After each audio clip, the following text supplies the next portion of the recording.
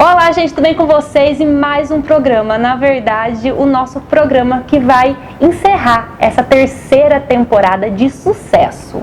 E será que vem quarta temporada aí? Se você quer a quarta temporada, escreve aí nos comentários, viu? Pra gente poder trazer mais assuntos super legais pra vocês. E hoje a gente vai falar sobre a sexualidade. Sim, tanto feminina quanto masculina. Então vem com a gente.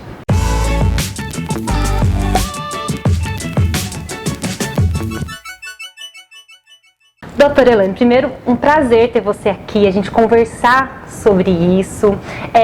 Conta um pouquinho de você, quem é a doutora Elaine. Muitas pessoas aqui em Santa Cruz conhecem, mas o nosso programa é visto por pessoas também de outras cidades. Fala um pouquinho de você.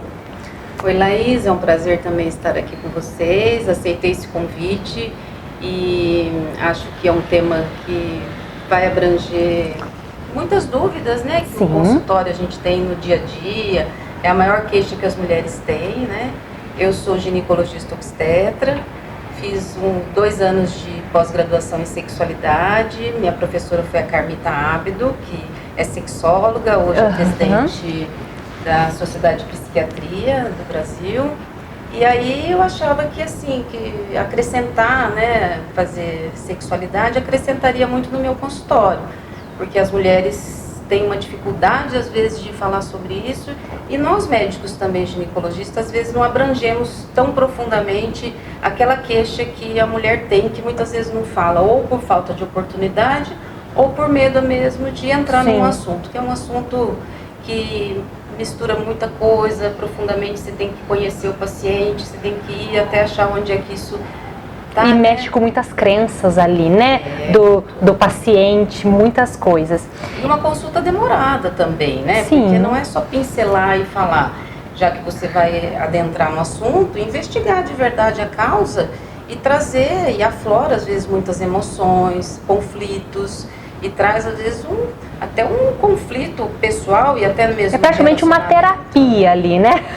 Começa no consultório, exatamente. É uma terapia. Começa no consultório mesmo, porque o diagnóstico você tem que saber se é psíquico, se é físico, se é hormonal, para depois ter um segundo tratamento, se precisar fazer uma psicoterapia direcionada para a sexualidade. Mas é muito bacana, né? Sim. Primeiro que eu acho que é porque a gente é mulher e a gente sabe das dificuldades que uma ou outra tem, as fases que a gente tem. Então, é muito bacana, porque quando você, às vezes, só de esclarecer, ou de orientar, ou falar isso é normal, isso tem jeito de melhorar, ou isso é um problema que nós vamos ter que resolver de uma outra maneira, já abre um caminho, Sim. Um leque de coisas assim, até para aliviar aquela angústia, né, do paciente. E a diferença, doutora Elaine, da sexualidade do homem e da mulher? Porque a gente vê que dentro de casa a sexualidade do homem é muito mais aflorada. Se o menininho taca a mãozinha no pipi, lá, que bonito, é macho, né? Esse jeito, né, grotesco de falar. Se a menina coloca a mãozinha, tira a mão daí, é sujo. É sujo, não pode. E aí o menino, ele acaba se conhecendo mais cedo do que as meninas. Na verdade, tem mulheres com 50, 60, 80, ou que morreram, né, sem se tocar. É verdade. Fala um pouquinho pra gente sobre isso, sobre essa questão de se tocar, sobre esses tabus que tem dentro de casa, como a gente deve lidar com isso, essas diferenças. Isso é uma coisa assim, da vida toda, né? Desde quando o mundo é mundo, desde que nós existimos, né? Existe essa diferença já do homem e mulher, que é o sexo masculino, o feminino, agora vem o gênero, né? Que abrange outras coisas. Mas assim, desde pequena realmente é aquela coisa de bloquear a menina e o menino, ok, tudo certo, pode se tocar. Cuidado, não encosta aí, né? Fecha a perna. É verdade. Tudo é errado para a mulher, é errado. O homem já não, o menino, lá, o pipi dele é grande, nasceu sacudo, verdade. É macho. Então vem lá de anos a fio aí que a gente traz essa coisa cultural mesmo, né? E aí vem os bloqueios psíquicos, Isso causa bloqueios, então? Isso causa, porque não deixa a sexualidade desenvolver de uma maneira natural. Bloqueios, tanto das duas formas, o pai, a mãe ou as pessoas incentivar o menino, ai que bonito se tocando, ai é macho. Isso também é errado, como também fala pra menina, tira a mão, é sujo. Os dois jeitos estão errados. Nós temos que crescer de uma maneira limpa, ter os esclarecimentos, às vezes, nas dúvidas com os profissionais, para orientar a sexualidade dos filhos. Existe a diferença do sexo, né? O sexo feminino para o sexo masculino, o órgão genital. Então, hoje em dia está se falando muito sobre a sexualidade desde sempre, mas entender essas diferenças que são naturais, né? Porque a menina se tocar, mostrar periquitinha, o menino pipi, é tudo natural, não tem que ter esconde porque ele é homem ou porque é mulher ou não pode se tocar, mas é claro que tudo no limite. Se acontecer de o pai ou a mãe encontrar a menina se tocando quando pequena, ensinar que o órgão genital, que aquilo é realmente um lugar onde é mais sensível, mas que não é legal ficar fazendo, às vezes, se tocando na frente das pessoas, porque fica desconfortável, mas de uma maneira assim leve, tranquila. De uma maneira tranquila, para não causar um trauma, para não causar, e até mesmo também para não chegar na frente das pessoas, às vezes ter uma exposição que vai trazer um desconforto. Então, se tiver dificuldade em lidar com esse início da sexualidade, né, das crianças, que é o se conhecer, procurar a orientação do profissional, do pediatra, que eu acho que é o mais indicado para conversar, e se achar que não tem como, ou que não está conseguindo entender aquilo que está acontecendo, que eu estou falando de uma maneira geral. Sim. Não é?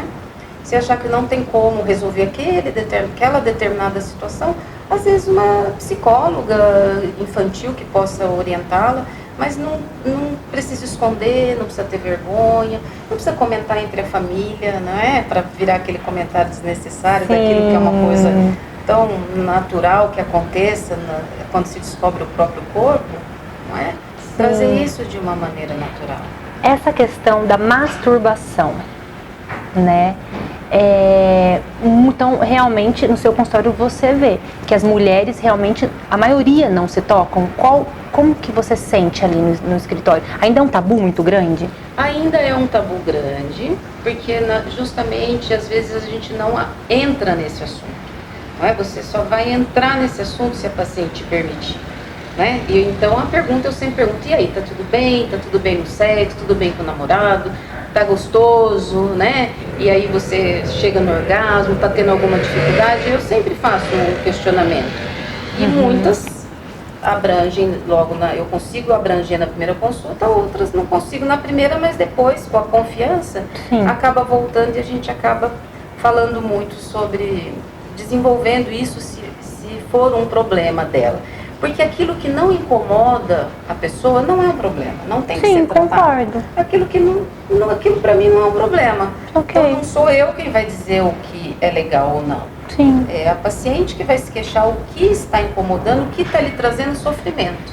Aquilo que traz sofrimento tem que ser tratado. Aquilo que não traz sofrimento não precisa ser tratado. Então não tem uma regra, cada um tem a sua maneira de fazer o sexo, de encarar o sexo, de experimentar. Então, a gente tem que deixar a paciente muito à vontade e tratar o que realmente precisa ser tratado. Não é?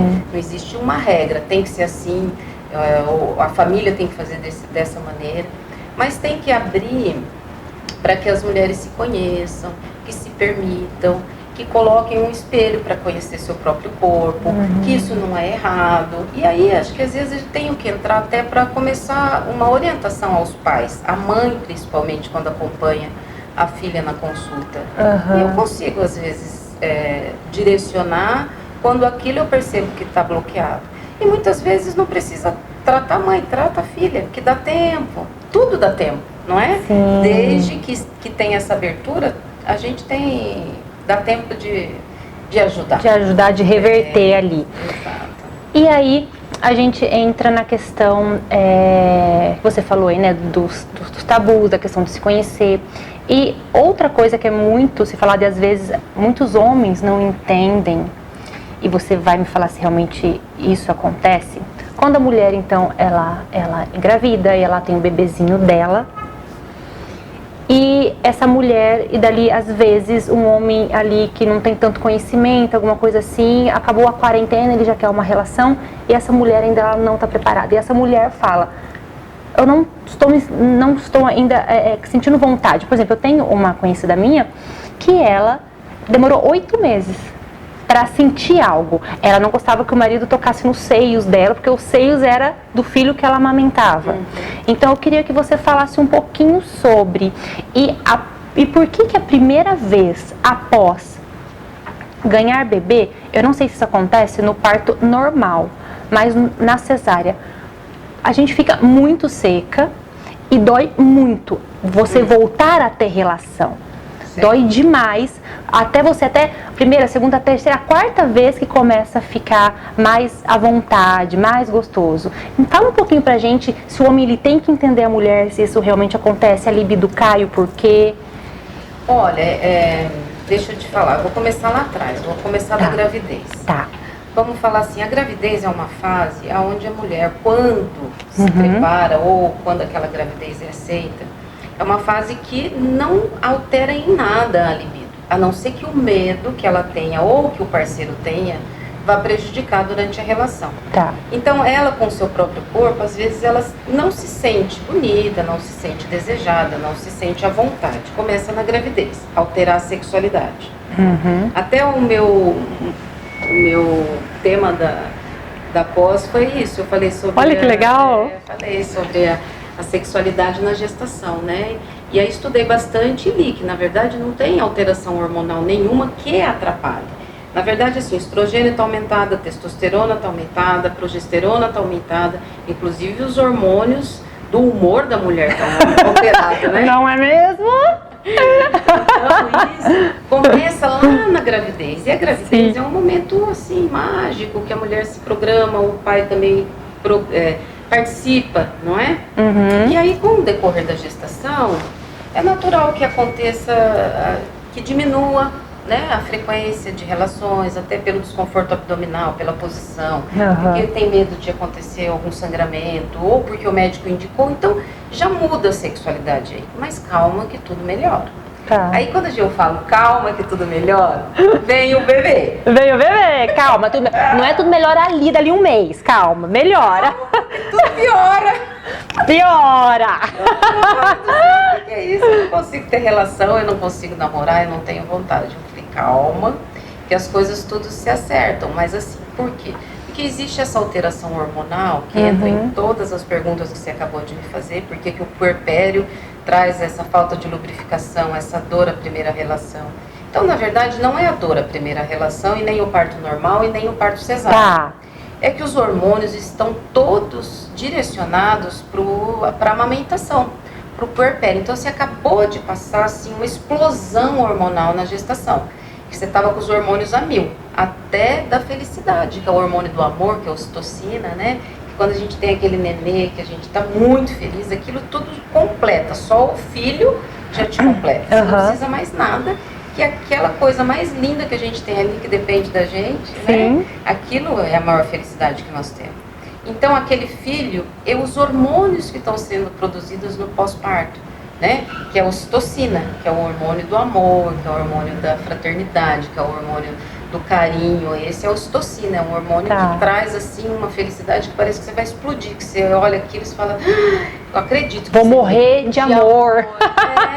Ali você conhece o ditado, vou morrer de amor. E olha só como que a natureza ela é sábia, né? Ao invés da gente achar que isso é um problema, o marido tem que estar sabendo que são fases que a mulher passa durante a gestação. E o puerpério faz parte do período da maternidade. Não é porque o neném nasceu, que passaram-se os 40 dias, que a gente está pronta para voltar à vida normal.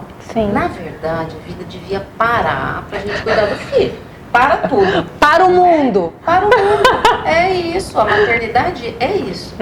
Por isso que hoje as licenças, né, as empresas autorizam 6 meses de licença maternidade. A mãe para amamentar quando volta a trabalhar. Então tem todo esse amparo, porque está tendo uma outra visão da necessidade que a mulher tem de estar presente com aquele momento da maternidade. E você que já foi mãe, você sabe o que é que eu estou falando. Sim, com certeza. É isso mesmo. Pode parar o mundo para eu cuidar do meu filho? Eu não queria fazer mais nada. Tudo bem que aquilo cansa, mas de início para tudo, porque ele depende de mim. depende do meu peito, depende de eu perceber quando está com cólica, depende de perceber quando que me quer, depende de dormir para eu dormir, depende de tudo. Tudo, tudo, porque lida com o cansaço também, Isso, e a gente né? A rotina, aquela noite a sua autoestima. E aí você olha pro teu corpo, você tá se sentindo desconfortável, porque ele tá todo desajeitado. Sim, e é engraçado que logo... olhar, não é? Porque é o Sim, primeiro olhar no seu próprio corpo. E quando você acaba de ter bebê, você anda, parece que tá tudo solto. Mas não tá. É a sensação que a gente tem. Você fala, gente, tá tudo solto aqui dentro, não é possível. Então, realmente mexe muito com a autoestima, então é um combo, né? E aí, por exemplo, você falou, e a libido, ela tá mesmo zerada. A libido, ela tá zerada, porque a prolactina tá lá em cima, o hormônio do leite, né, que a gente faz a produção do leite, ela tá lá em cima e nós estamos ligadas psicologicamente somente pro filho, porque nós esperamos 9 meses para que ele viesse, e a maternidade é esse momento único que a mãe tem o privilégio de poder gerar, que é uma coisa maravilhosa. E amamentar. Mulher, né? E amamentar. E, é uma e a mãe... E é uma exigência. E a mãe também que não amamenta, tá tudo bem, porque ela não é menos mãe também. Isso é algo muito importante, né, doutora? Eu percebo que mulheres que às vezes não conseguem amamentar, elas se sentem muito feridas. Né? Antes de você me falar um pouquinho mais sobre isso, vamos chamar o Raul.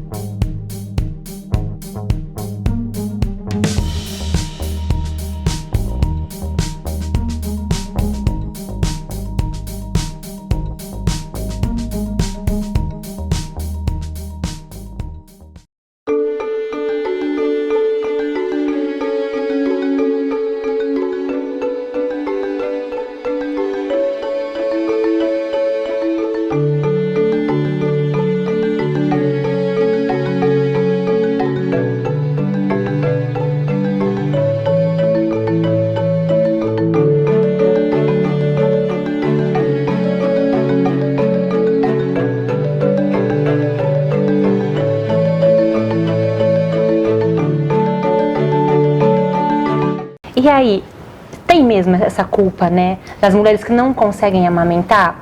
Quais são as causas que elas não conseguem? Então, na verdade, tem várias causas, né? Algumas é que amamentar dá muito trabalho. Sim. Dá muito trabalho. É uma dedicação exclusiva, é um momento que você tem... Aquele momento que eu falei, vamos parar o mundo, que é o período que você tem que parar o mundo, porque se é um momento de 3 em 3 horas, o bebê te aciona de 3 em 3 horas. A mama tá dolorida, pode fazer fissura, você pode fazer mastite, você tá cansado. Eu tive. Não é? Mastite dói muito. Todas essas alterações, na verdade, que fazem parte dessa adaptação, não é? E aí vem, por exemplo, o sexo que a gente estava falando, né? Por que você não tem? A vagina realmente, ela tá atrófica. Ela não. O que seria? Ela está ressecada, ela tá sem a lubrificação. Tá.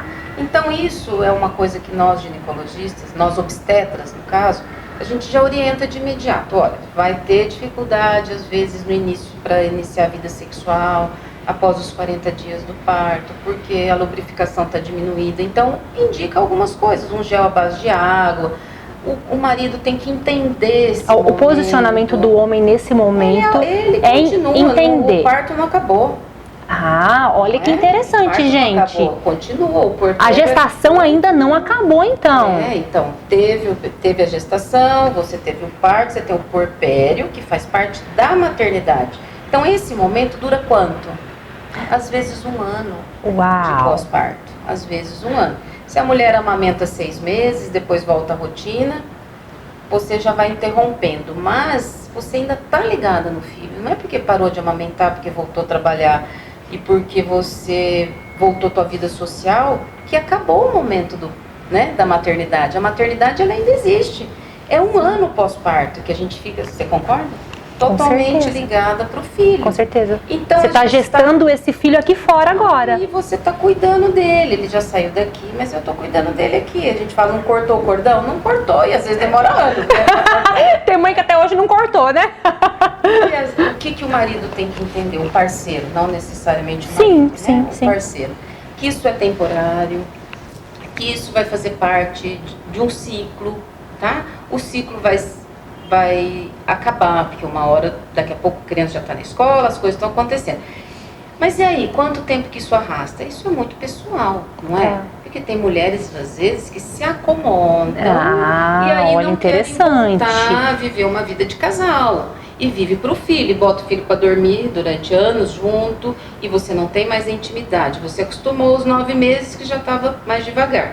Depois você teve nenê e ficou lá 6 meses praticamente devagarzinho ainda, com a parte, né, do sexo. Sim. E o marido tá lá esperando. Mas e aí, essa espera eterna? Então tudo tem um bom senso. Então, né? O prazo máximo seria aí, você colocaria tipo 1 ano, mas não pra voltar à vida sexual, mas pra voltar naquela questão, naquela rotina que o casal tinha. Seria isso. Que você vai adequar com o filho, né? Você tem um filho, você vai adequar a rotina, vai voltar a trabalhar, ou se trabalha fora ou não, mas seu corpo já deu tempo de você se programar, porque não existe uma mágica, existe um cuidado com o seu corpo, existe um cuidado na gestação e não ganhar peso exagerado, não é assim que funciona? Sim. E você se permite um tempo para você também voltar para a tua vida, né? E não ir imediatamente. Então não pode ser eterno, porque se for eterno, nunca mais você quiser se relacionar homem, mulher, sexo, alguma coisa não tá legal. Não é só hormonal. Né? Isso é muito legal. Uma vez a Tamires, que ela faz, né, constelação, ela falou que nos estudos dela que quando não há sexo entre um casal, eles são irmãos. Virou amigos, na verdade. Virou amigos, perdão, não irmãos, virou amigos. Virou amigos. Não existe mais desejo. Então, um casal precisa ter a relação. Mas quando não se tem, já viram amigos e eles não perceberam isso ainda. Isso, na verdade, a gente tem que entender que existe uma diferença, né, que era o tema da nossa proposta, Sim. da sexualidade do homem e da mulher. O homem, naturalmente, o olhar dele, ele é visual. O homem é visual. Ele olhou aquela mulher, ele já sabe que ele gostou daquela, que aquela é atraente, que aquela lhe provoca alguma coisa, Sim. desejo, alguma situação. Ele já sabe. A mulher, como é que nós fazemos? Vai lá, arruma o cabelo, aí você passa o batom, aí você chega num lugar, o homem, se ele chega lá na conquista, isso é verdade, né? Ele chega lá na balada ou na conquista, vamos falar da conquista.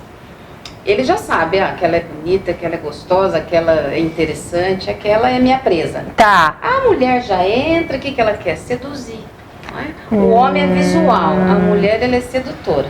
O que ela quer? Ela quer ser vista, ela quer ser elogiada, ela quer ouvir alguma coisa que lhe seja interessante. Então, se ela chegar até um homem super bonito, eu acho que a gente chama atenção, como o homem também. Sim. Mas não é a nossa fisiologia. O homem olhou, é fisiológico, é um negócio assim, visual, né? É literalmente a caça e o caçador ali. E essa é a principal diferença do homem. Olha que interessante. Isso aí, não adianta querer falar que não existe, é mentira. E aí ele vê quem é interessante, quem não é, nós até vemos, mas às vezes você prefere ficar lá se arrumando, passando mexendo no cabelo. Aí depois você vai ver se aquele vai ser interessante, ele vai chegar, você vai ver.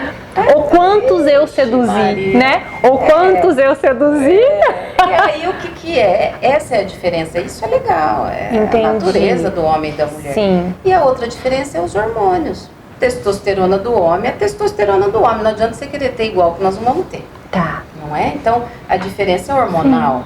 A quantidade de testosterona que o homem produz, ela é para ele viver a vida inteira, se ele quiser fazer sexo a vida inteira. Então, o homem, ele pode ser pai até os 80, 90 anos. A mulher, ela tem uma pausa.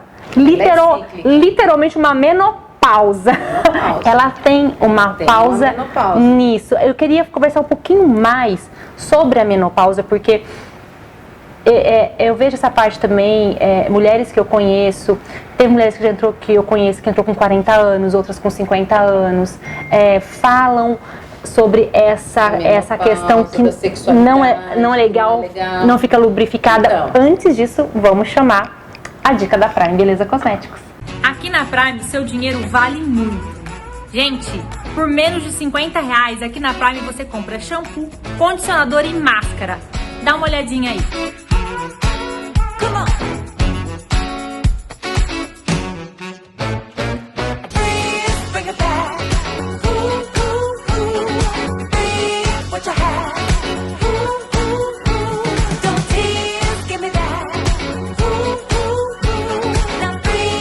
E aí, doutora, vamos... E aí que é super importante, interessante e de grande informação nós falarmos dessa parte hormonal. Tá. Então, se o homem produz a testosterona a vida toda, nós vamos querer ser igual que nós vamos ser. Tá. A primeira fase, vamos dizer assim, uma mulher que não use anticoncepcional, que esteja numa fase da menacne, que é a fase reprodutiva. Ela tem a menstruação, depois tem a fase estrogênica, ela tem o pico ovulatório e tem a fase progestágena. A primeira fase pós-menstruação, que é a fase periovulatória, é a fase que a mulher mais tem libido. Por quê? Porque nós somos estrogênicas. Eles são testosterona, nós somos estrogênicas. A mulher produz estrogênio em maior quantidade do que o homem também produz. Então, a libido da mulher, quando não se usa nenhum outro método para inibir a ovulação, anticoncepcional, ou de hormonal, esse aqui, o implante, ela tem um pico na primeira fase, que é a primeira fase periovulatória, não é? Então, por isso que se diz assim, tem uma fase que eu tô com muita vontade, a minha libido é melhor, porque é hormonal. E depois a segunda fase, que é que a mulher fica louca. Que é da TPM, né? Que a gente tem a segunda fase progestágena. Então essa já é a primeira diferença. Aí depois nós entramos numa fase cíclica, que a gente falou um pouco sobre a gravidez, falei um pouco sobre o puerpério. Sim. Falamos que isso tem fim, tem começo, meio e fim. Tem. Não é? Então tem esperança. Né? E se passou aí uma média de 1 ano, se nada voltou... Né, se você quer continuar nessa relação, procura uma ajuda também, né, doutora? Com certeza. Uma ajuda terapêutica. Essa coisa que eu falo, 1 ano, é que eu digo que às vezes a gente se dedica exclusivamente para a maternidade, não tem como desligar. Sim. Isso é natural nosso, da mulher, né? E aí vem essa terceira fase, que é a fase menopausa, né? A fase da menopausa é uma fase muito difícil. Existe a andropausa? Eu tô errado o jeito de falar? Andropausa. Não existe a andropausa. É mito! O homem não entra na Para tudo, doutora, você agora acabou de demolir várias coisas, que eu, né, sou psicóloga de formação e na faculdade a gente estudou a menopausa e a andropausa. Antigamente se considerava andropausa, né? Aí eu assisti uma aula do Afif até, nesse curso de sexualidade, ele falou muito sobre isso. E é isso que eu lhe disse. Então você tem lá a testosterona e o homem vai produzir a testosterona em grande quantidade a vida toda. É lógico que no decorrer dos anos isso faz com que ela caia um pouco. Não vai ficar lá 1.000, 1.200, né? Sim. Ele vai caindo. Aí o que vai acontecer para nós sabermos o porquê que está diminuindo a libido do homem ou está tendo algum probleminha ali na vida sexual? Se tiver obeso, a obesidade, o tabagismo, uma doença orgânica, um diabetes, uma hipertensão, essas coisas alteram a parte hormonal do homem, que faz com que diminua a testosterona dele. Então, para que você mantenha esse padrão, que eu disse que pode manter o padrão de testosterona bom durante a vida toda, ele tem que estar se cuidando a vida toda. Porque se você tem um diabetes, influencia. Uma hipertensão, você toma medicação, influencia. Antidepressivo, potencialmente influencia na sexualidade, tanto para o homem quanto para a mulher, retarda o orgasmo. E tem alterações que são, na verdade, orgânicas, né? Que acontecem com as doenças metabólicas. Então, triglicéridos muito altos, você tem que corrigir as doenças metabólicas, ajudar a trabalhar com isso, com atividade física, com qualidade de vida, com a parte psíquica. Não é tão simples. Então, não vai ser de uma hora para outra, vai ser sempre cuidando e nunca deixando aquilo vir a piorar, ou a ter um desequilíbrio orgânico, né? Diabetes, hipertensão, antidepressivo, hipotensor, remédio para pressão, uma depressão, uma fase de vida que a gente não está bem, que o homem pode não estar bem, a mulher pode não estar bem. Então o homem é mais fácil de manter uma vida sexual por mais tempo. E nós, mulheres, chegamos na menopausa, acabou tudo. Acabou. acabou o estrogênio, acabou a testosterona, acabou a progesterona, acabou. Gente, essa mulher, você acha que é fácil? Não é? Aham. E ainda tá num salto alto e maquiada? Não é? Ah, não é não. Então olha quantas fases que a gente vive. Sim. A menopausa, na verdade, é o período que a gente não é mais fértil, para de ovular e para de produzir hormônio. E aí o que vai acontecer? Você vai deprimir? Você não vai tratar? Aí é uma opção que hoje a gente dá para a paciente dela fazer essa escolha. Então, a reposição hormonal seria? Hormonal. Você vai iniciar a reposição hormonal com todos os cuidados que a gente tem. É porque a reposição hormonal tem muita questão do câncer. E realmente, doutora? Então, mas aí é o seguinte. Primeiro você tem que saber se a mulher quer iniciar a reposição hormonal. Se ela quiser, existe um rastreamento dela. Entendi. O médico vai fazer um rastreamento, ele não vai indicar um hormônio e já deixá-la tomar. Então tem outras coisas que eu acho que talvez se eu falasse muita coisa aqui... Sim, aí esse assunto é tão legal que a gente ficaria mais 2 horas aqui. Mas pode ser um outro assunto pra gente vir numa outra entrevista, né? Mas voltando então pra questão da menopausa, que você falou que pode ter questão então, do hormônio, ela pode tratar. Pode tratar e tá muito ligada a sexualidade, porque se diminuiu a produção hormonal, ela para de ter vontade, o estrogênio diminuiu, a vagina fica seca, ela não tem aquele pico hormonal que a gente tinha, então uma coisa está diretamente proporcional à outra, produzir hormônio e ter libido, não é? E aí ela fala, eu prefiro ficar sem porque eu tenho medo, mas não se informa, e aí acaba a relação do casal, ela vai diminuindo, porque ela não tem mais estímulo para aquilo. Entendi. Né? Então, primeiro tem que corrigir a parte hormonal. Se você não fizer a correção da parte hormonal, fica muito difícil você melhorar a libido da mulher. Isso ela tem que saber. Se ela resolver que não vai tratar, ou se houver uma contraindicação desse tratamento, passa a entender o que está acontecendo com o próprio corpo e não a se culpar, a se achar feia, se achar indesejada. Se achar menos mulher, né? E aí existem outros métodos que a gente pode usar, às vezes tópico, algum creme vaginal tópico, hormonal local, para melhorar isso. Porque não é porque ela não pode ou ela não quer que precisa ser ruim, não é? E o homem saber que isso faz parte também dessa fase hormonal da mulher. E não se acomodar, né? Porque o relacionamento é um pouco de tudo, né, Laís? É um pouco de tudo, eu concordo. É muita coisa, né? É verdade, é esse companheirismo mesmo, né? De entender, de compartilhar, de estar junto. Doutora, assim, esse assunto é maravilhoso. A gente ficaria mais 2 horas aqui conversando, porque extrair o seu conhecimento pra gente estar falando.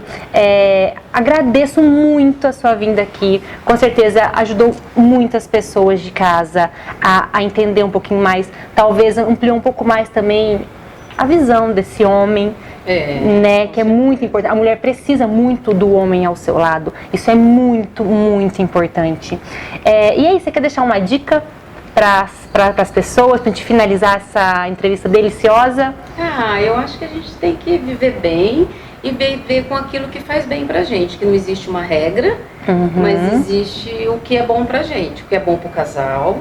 Não existe um tratamento único, mas existe uma psicoterapia, caso precise, além da consulta ginecológica, e ter esperança, né? Esperança de que a gente pode ser feliz com o que a gente tem e trabalhar em cima disso. Ótimo, muito, muito, muito obrigada. E antes da gente finalizar, vamos para nossa pegadinha. Doutora, vamos lá então. Vamos. Cara de quando a mulher chega aos 105 anos no seu consultório e fala: doutora, eu nunca me toquei. Né? Cara de quando o casal chega e você vê que eles são companheiros de verdade. Cara de quando a menina, ela, logo na sua primeira menstruação, a mãe e o pai já orientam a procurar um profissional. E pra gente finalizar, a cara de quando a mulher está neste momento frágil da vida, o homem vai lá e procura outra. Maravilhoso. muito obrigada mesmo de coração, viu? Gratidão por esse momento tão gostoso e descontraído com você. Obrigada, eu agradeço também, viu? Quero agradecer imensamente aos parceiros de hoje, Letícia Crivelli pela decoração, pelo look Isabela Carlito, pelos calçados, Carlito Calçados, e pela make e cabelo Poli do Ateliê Dias. E assim, gente, a gente finaliza a nossa terceira temporada do nosso programa Sempre Bela. Eu quero agradecer imensamente você que esteve aí do outro lado, que nos acompanhou. Cada entrevista foi muito especial, conhecendo histórias, trajetórias, missões, os profissionais, as pessoas, a alma que estava por trás de cada um que sentou aqui. Gratidão àqueles que vieram aqui conosco, deu um pouquinho de si, e você aí de casa que viu e pôde compartilhar com a gente tanta coisa boa. E você quer mais? Quer a quarta temporada? Então, por favor, curta aí, comenta, pra gente ter a quarta temporada, hein? Um beijo pra vocês e lembre-se dos 3 Cs. Curta, comenta e compartilha. Tchau!